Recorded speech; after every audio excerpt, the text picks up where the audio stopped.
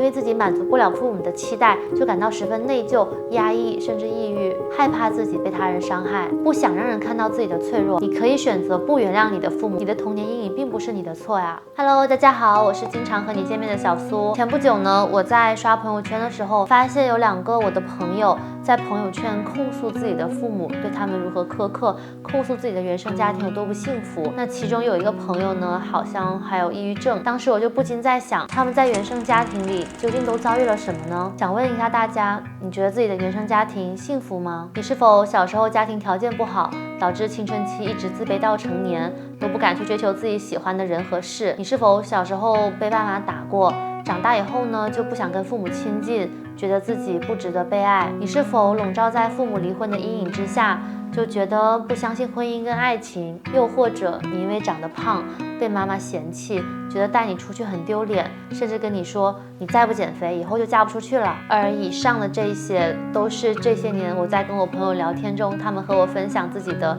真实经历。那今天呢，就想来和大家分享一下原生家庭是如何影响我们的。那如果受到了原生家庭的伤害，我们该怎样调整自己，走出这一份伤痛呢？奥地利的心理学家阿德勒曾经说过，幸福的人用童年治愈一生，不幸的人用一生来治愈童年。我又联想到之前看到几个新闻，那个小时候被父母家暴的摄影师陆道森，还有从小刚出生就被父母卖掉来换自己的彩礼的刘学周，他们或许用一生也无法治愈自己的童年，所以他们选择提前结束自己的一生。当时看到那个新闻的时候，我真的心里就真的很难过。原生家庭是如何影响我们的生活跟性格的呢？有一句话说，一个人的性格在他的原生家庭中都能找到成因。在《走出原生家庭创伤》这本书中，把原生家庭给孩子带来的伤害分为了言语伤害、情感伤害、身体虐待和性虐待4种，其中最常见也是最容易被忽视的就是情感伤害了。比如说情感忽视这个类型的小孩呢，从小没有受到关怀，他长大以后就会觉得自己的需求不重要，在他人面前也很难敞开心扉，对什么东西都很冷漠。其实冷漠只不过是自己的保护色，害怕自己被他人伤害，不想让人看到自己的脆弱，先假装不在乎别人，就会避免因为别人不在乎自己而受到伤害。你有吗？比如情感勒索，父母常常可能会说，我这么做呀都是为了你好，我把你养这么大，你这样做对得起我吗？这样的情景积累多了以后，带来的后果就是孩子长大以后，因为自己满足不了父母的期待，就感到十分内疚、压抑，甚至抑郁，甚至情感控制。部分父母喜欢掌控孩子的一切，不让他们做任何的决定，把孩子变成了一个妈宝。长大后呢，缺乏独立生活的勇气。屏幕前的你是否有遭受过以上几种情况中的一种呢？而关于我自己的性格呢，其实受原生家庭的影响也蛮深刻的。虽然我自认为还算成长在一个幸福的家庭里吧，家庭完整，父母对我也都很好。但是呢，小时候有一段时间，可能因为家里遭受了一些经济变故，所以经济条件不太好。那时候正好又是青春期嘛，大家都比较爱攀比，就让我会有一点自卑。虽然说后来家庭条件也变好了，但是这个给性格带来的影响是很难改变的。我长大以后才发现，它给我留下最深的烙印就是我现在没有办法很坦然地面对一些人的夸奖。从小到大，我可能成绩很好，得各种奖，但每一次走上领奖台的时候，是我负担最重的时候。我很担心我上台领奖别人会怎么看我，我觉得自己不够好。包括现在，如果有人当面跟我说，哎呀，觉得你长得好看，或者觉得你视频做得好，我都不知道怎么样去回应别人，我会觉得很难受，我就觉得自己配不上。这就是我原生家庭给我带来的一些性格上的影响吧。我现在也是很努力的在克服自己这种可能不太健康的心理啊，还在努力中。那有句话说，我们无法选择原生家庭，也无法决定过去发生什么，但是我们能够决定未来发生什么。如果你也遭受了一些原生家庭的阴影和负面影响的话，你该如何调整自我，走出这样的性格缺陷呢？我总结了5个比较有效的方法，希望呢可以帮到你一点点。第一个方法，矛盾归因，不要把错误归到自己身上。很多原生家庭有问题的孩子，他们长大以后会把过去所受到的伤害的原因归结到是因为自己不够好，自己做错了事。比如爸妈打骂自己、苛求自己，是因为觉得自己笨。再比如爸妈情感破碎，会因名存实亡，而自己就是那个阻碍他们离婚的小孩。其实不是这样的。如果你也想走出原生家庭带来的阴影，第一步最重要的就是首先意识到你不是那个过错方，该为此事负责的是你的父母，你的童年阴影并不是你的错呀。所以千万一定要停止自我惩罚，不要给自己太大的心理压力，要相信我，你是很棒的，要给自己这样的自我暗示，不要让你的生活为父母的过错买单，好吗？第二个方法，转移情绪，试着转移原生家庭对你带来的负面情绪上的影响，投入到一项新的事业中。就好像很多人失恋之后就变成了工作狂，把自己的痛苦转移到了努力工作上面。如果你能找到一个自己有兴趣并且觉得有价值的事业的话，努力去做吧，通过工作上的这个努力，然后转移自己的心理的负面情绪。希望你可以找到自己新的价值，摆脱糟糕的原生家庭。有本书叫《自愈与成长》，里面讲的就是心理学家荣格的人生故事。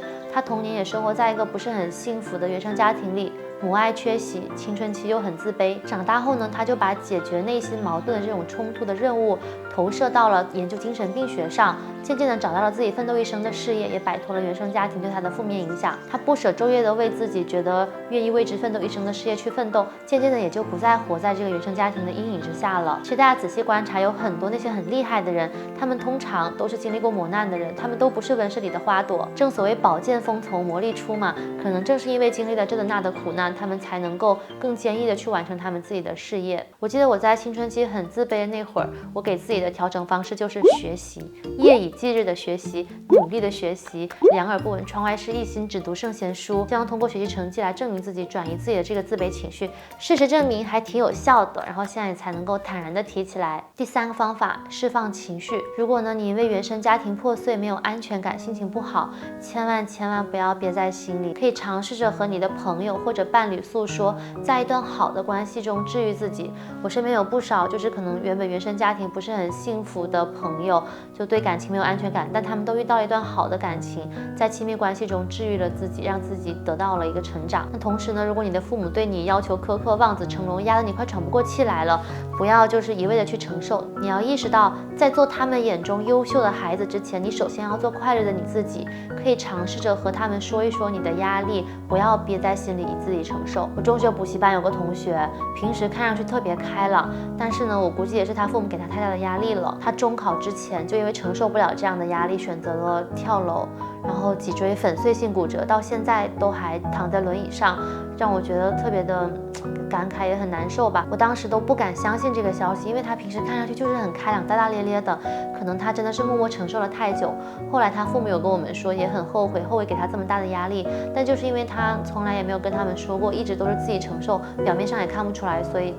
带来了这样的悲剧。如果他当时能够说一说，或许作为朋友还能够帮他疏解这样的压力呢，但是现在一切都已经来不及了。所以呢，你心情不好的时候，无论是和朋友说，写篇日记，或者去操场上跑一圈都可以，一定要找到一个负面情绪的抒发口。那第四个方法呢，就是尝试和父母对峙，努力去解决问题。我不知道大家的家庭父母是怎样的一个构成啊？我是妈妈比较温柔，爸爸比较严厉一点点，性格比较暴躁一点，所以他们是一个很好的一个搭配。你们呢？你们是怎样的一个搭配？你们平时在生活中有没有说敢去反抗父母的这个时候啊？之前很多人遭受这样原生家庭的伤害，都源于他们不敢于反抗父母，他们觉得父母就是权威，他们都是对的。其实并不是的，父母只是因为他们比你年长，他们生养了你，是你的父母，但在很多情况下，他们不一定全都是对的，因为他们可能也没办法站在你的角度设身处地的为你考虑。有时候面对父母的一些你并不想做的要求，不要因为他们是父母就全盘接受。如果你现在已经长大了，那么我觉得你可以尝试再和父母协商一下，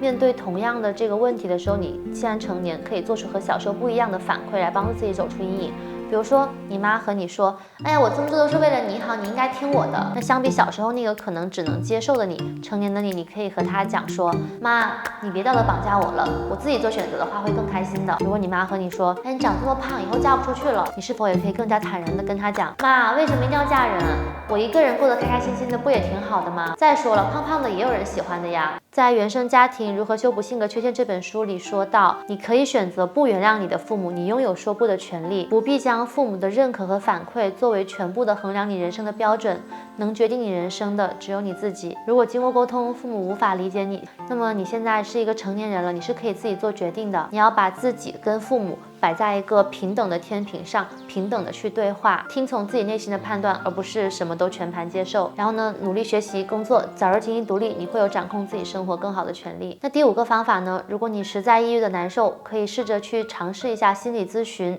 这件事一点都不可耻。我在大2的时候就因为还是那份自卑吧，心理压力比较大，有去看过学校的心理老师，当时心理老师就跟我一路的梳理我的从小到大的一个成长历程，他教我怎么样去找到自己的优势，而不要总是看那些自己不如别人的地方。虽然说通过那一个下午的聊天，他没有办法根治我的心病，但是我依然记得那一天走出心理咨询室提车回宿舍的路上，我真的特别开心，是我那段时间最开心的一个下午，那也就够了。其实今天也跟大家聊了很多，我们会发现原生家庭就像是每一个人的刻印，我们无法让时光倒流，无法重新选择自己的家庭，也无法抹杀过去发生过的一切。我们能做的呢，只有接受、适应和改变，不被过去的痛苦所约束，探索人生新的可能性。希望遭遇过不幸的你，都可以走出原生家庭的伤痛，向前看，渐渐变成更好的自己。加油哦！如果你觉得本期视频对你有用的话，不妨给我1键3连，或者转发给你身边那些可能面临原生家庭不幸的人吧。然后想对你们说一声加油，爱你们哦，你们是最棒的。那本期视频就这样喽，拜拜。